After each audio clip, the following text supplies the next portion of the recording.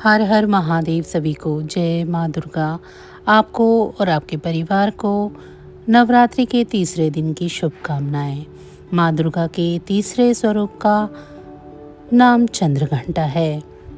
चंद्रघंटा की पूजा का आयोजन शारदीय नवरात्रि के तीसरे दिन में किया जाता है। माँ दुर्गा के ये स्वरूप अत्यंत आकर्षक माने जाते हैं। आइए जानते हैं माता चंद्रघंटा की व्रत कथा के बारे में। प्रचलित कथा के अनुसार माता दुर्गा ने माँ चंद्रघंटा का अवतार तब लिया जब दैत्यों का आतंक बढ़ने लगा था। उस समय महिषासुर का देवताओं के साथ भयंकर युद्ध चल रहा था। महिषासुर का लक्ष्य देवराज इंद्र का सिंहासन प्राप्त करना था और वह स्वर्गलोक पर राज करने की इच्छा से युद्ध कर रहा था। जब देवताओं को उसकी मंशा का ज्ञान हुआ तो वे चिंतित हो गए और भगवान ब्रह्मा, विष्णु और महेश के पास गए।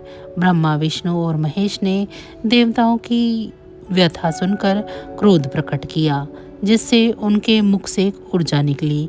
इस ऊर्जा से एक देवी प्रकट हुई।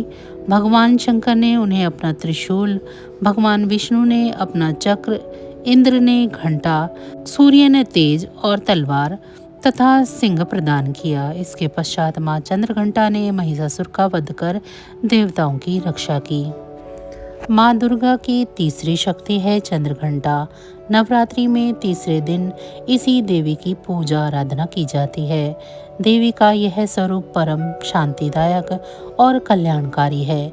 इसीलिए कहा जाता है कि हमें निरंतर उनके पवित्र विग्रह का ध्यान में रखकर साधना करनी चाहिए।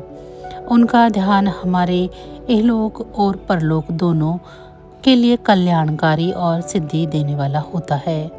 इस देवी के मस्तक पर घंटे के आकार का अर्धचंद्र है, इसीलिए इस देवी को चंद्रघंटा कहा गया है।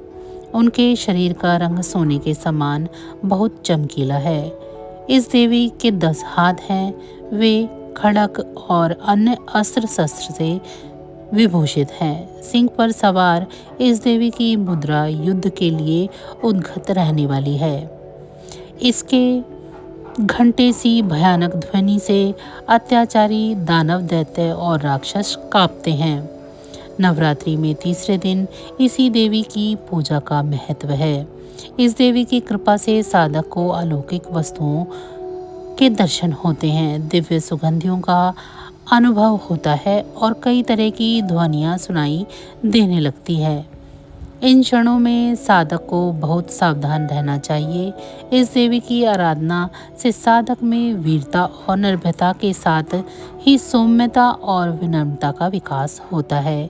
इसीलिए हमें चाहिए कि मन, वचन और कर्म के साथ ही काया को विधि विधान के अनुसार परिशुद्ध, पवित्र करके चंद्रघंटा के शरणागत होकर उनकी उपासना आराधना करनी चाहिए। इससे सारे कष्टों से मुक्त होकर सहज ही परम पद के अधिकारी बन सकते हैं। तो बस आज की जानकारी इतनी ही थी। फिर मिलेंगे हम आपको ऐसी ही किसी अन्य जानकारी के साथ अगली वीडियो में। तब तक अगर आप सभी को हमारी ये वीडियो अच्छी लगी है तो वीडियो को लाइक करें। चैनल को अभी तक सब्सक्राइब नहीं किया है तो ऐसी ही और वीडियो के लिए चैनल को सब्सक्राइब कर लें। माँ दुर्गा की कृपा दृष्टि आप सभी पर सदैव बरसती रहे। आप सभी का बहुत बहुत धन्यवाद।